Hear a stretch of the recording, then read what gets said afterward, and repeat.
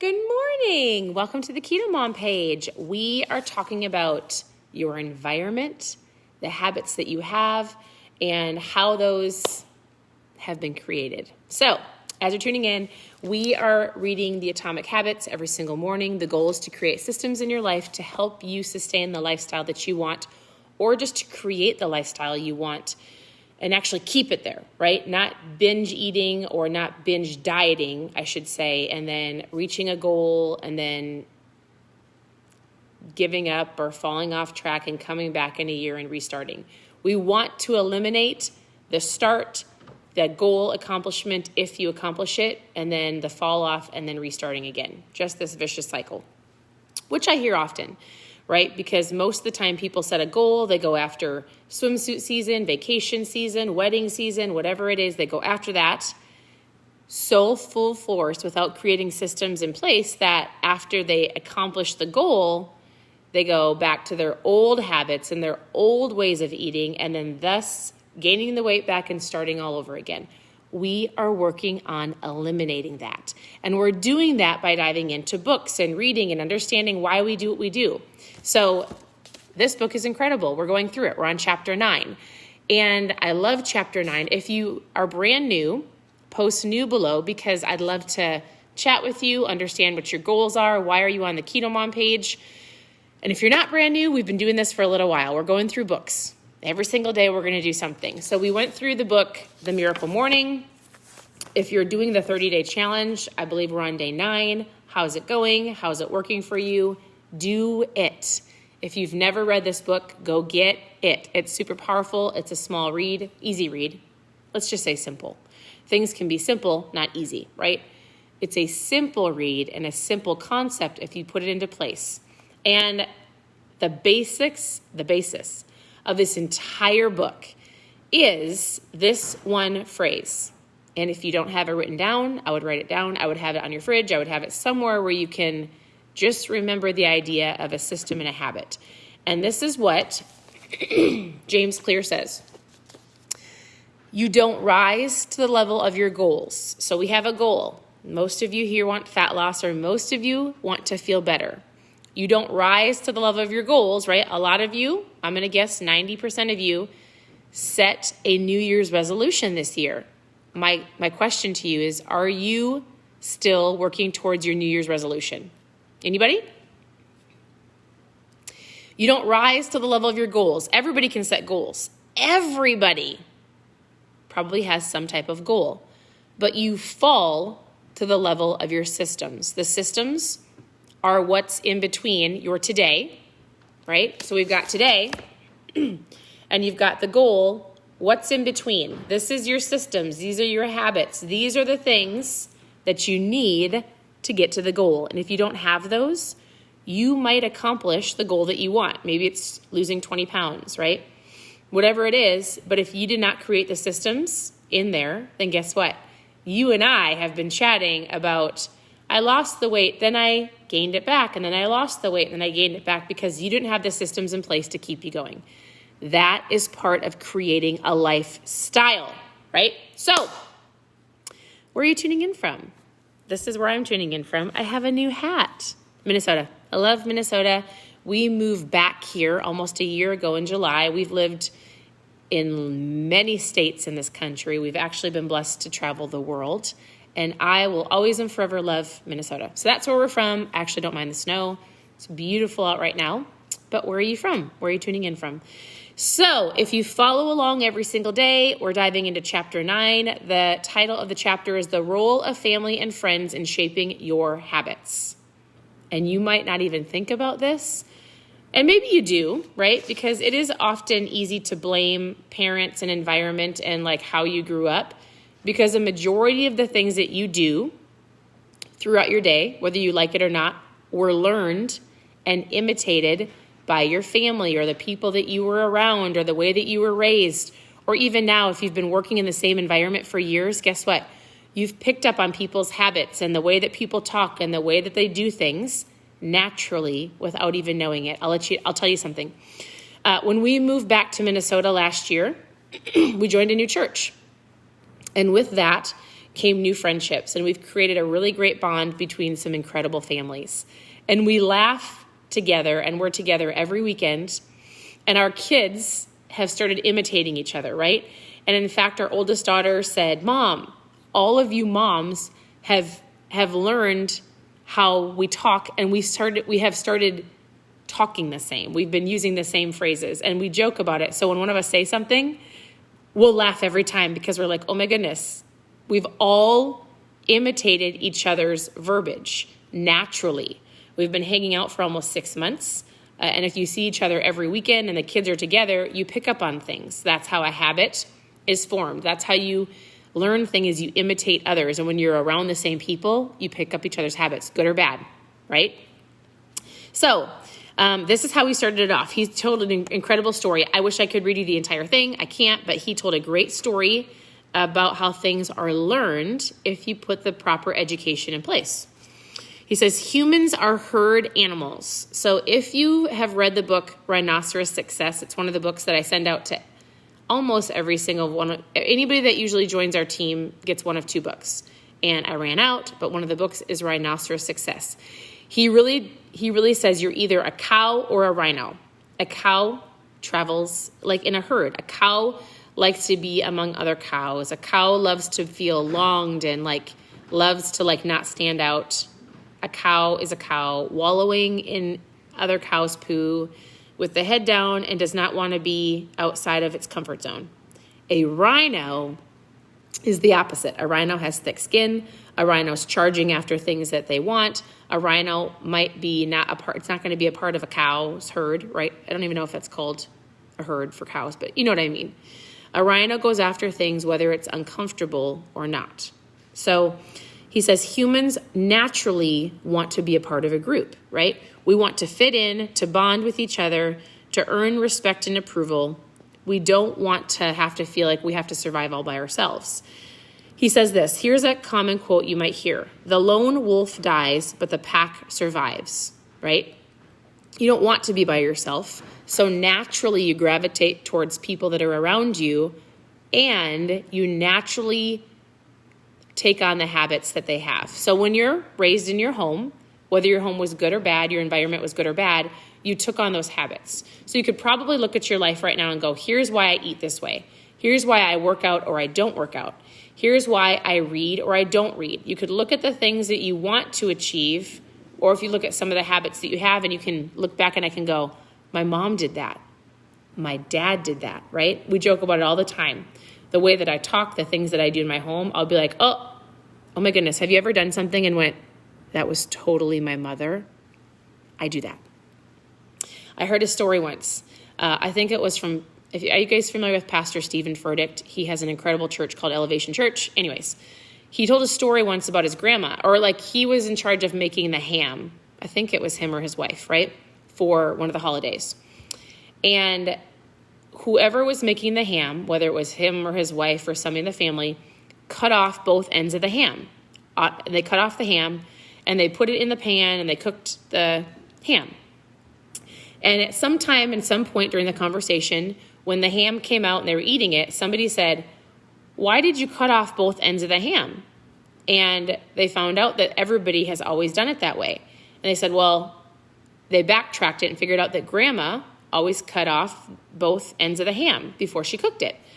And they asked the grandma, and she said, well, I mean, they all talked about we've always done it that way. It's always been done that way. Nobody ever asked, why do you do that? And when they asked the grandma why she did that, she said, because I never had a big enough pan to put the whole ham in, so I had to cut off the ends. But everybody else had a big enough pan. It didn't matter that the pan could fit the entire ham. They always cut off the ends because grandma did it that way. And there was never a reason why until that moment. And they were like, oh, we just thought you were supposed to. Does that make sense? It was imitated. It was taught, and nobody asked the question why, so they just did it.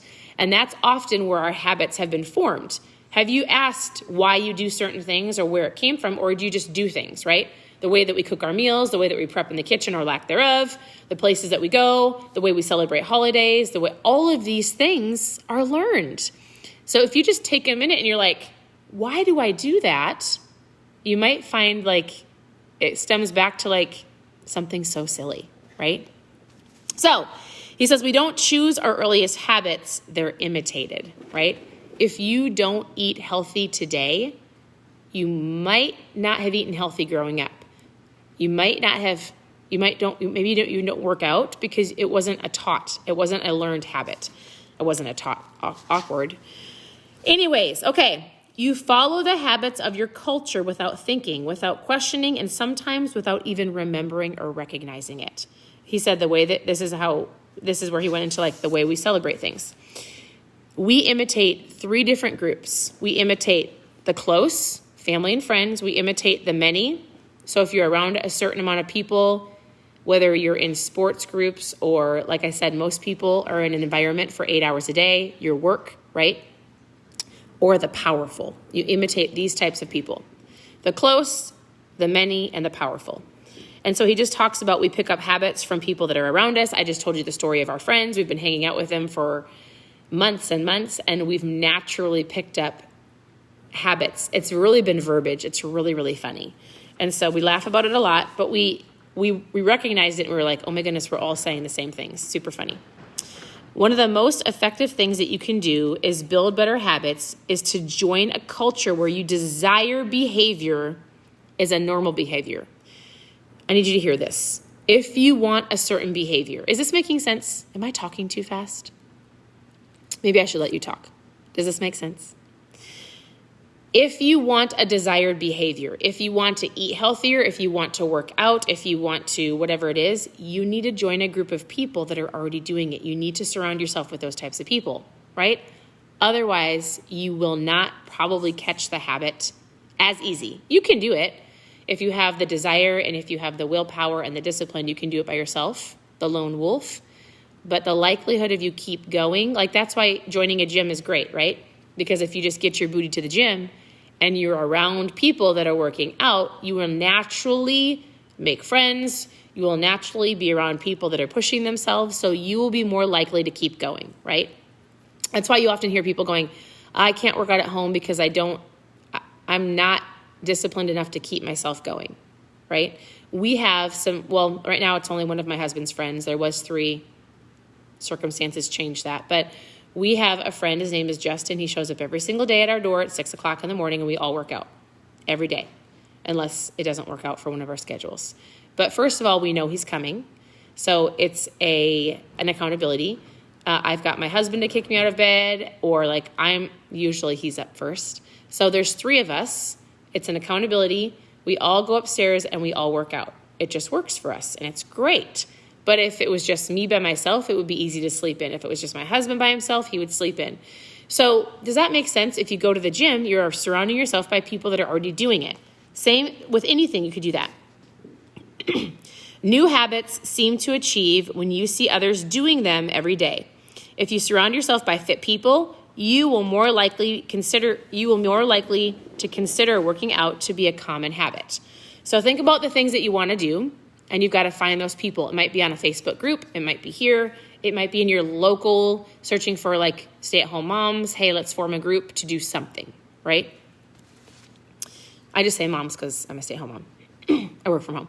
Okay, join a culture where you desire behavior. The desire that you want is normal, and you already have something in common. So let's move on. He tells a whole bunch of other stories. He talks about why you imitate the many because you don't want to be the lone wolf. Why do you eat the pizza at the employee lounge? Why do you grab the donut at your office? Because everybody's doing it, right? Oh, I brought my lunch, but everybody's going out to eat, so I'm going to go out to eat. And then you choose something that you don't want to eat, and then you regret it, and then you get mad at yourself, right? We tend to follow a herd. And so you have to be able to find, if you find that in your office or in your workspace, and you're not going to change that unless you change your workspace, and you've got to have a separate group that pushes you, right? An accountability group to go, you packed your lunch. Hey, friends, I'm at the office and everybody's going out to eat. Somebody tell me not to do it. I've already got my lunch here. And I'd say, don't do it. You're fine. If you can go and have great conversation, awesome, go and do that. I want you to eat your lunch. Set a precedence. You can do it, right? Or the last person is you imitate the powerful. It says, we all are drawn to behaviors that earn respect, approval, admiration, and status. We want to be the one in the gym who can do the muscle ups or the musician who can play the hardest chord. We try to copy the behaviors of successful people because we desire success ourselves. And so whether you're watching somebody online or whether it's your family or whether it's your workspace, you are going to imitate and follow those people that are around you the most, right? Or the behaviors that you desire, hopefully, or lack thereof, right? If you find yourself constantly doing a bad habit, look at the environment that you're in. Why are you doing it and how can you change it? So the chapter summary, the culture we live in determines which behaviors are attractive to us. We tend to adapt habits that are praised and approved by our culture because we have a strong desire to fit in. Good or bad? We tend to imitate the habits of three groups. So we've got family and friends, we've got the tribe, which is more of a society, and we've got the powerful, people you watch online, right? Or on TV. One of the most effective things that you can do to build a better habit is to join cultures where you desire the behavior, like a gym, right? Or a group that holds you accountable to the food you're eating. Or you already have something in common with the group, like a group of moms or a group of fit dads or whatever you're desiring, right? The normal behavior of the tribe often overpowers the desire of the individual. This is where like everybody's going out to eat, so I'm going to do it, and I chose wrong. Now I feel like garbage, and I have to pay for it. Most people tend to follow the herd. So can you withstand that? If you prepare and plan, you've got to have something outside of that for accountability. If a behavior can get us approval, respect, and praise, we find it attractive. So, does that make sense? A lot of this, he tells with great stories. He leads with science. He always has data in here. There's always an experiment of how it worked and what happened. And then he gives you an action step of like really more of an awareness. Why are you doing what you're doing? Why in the beginning, when I just started this live, why did they cut off the two ends of the ham? Nobody ever asked. They just did it because it was taught. It was imitated from grandma, when in reality, she wasted some of the ham because she didn't have a big enough pan, right? Why do we celebrate certain holidays? Because our parents did it.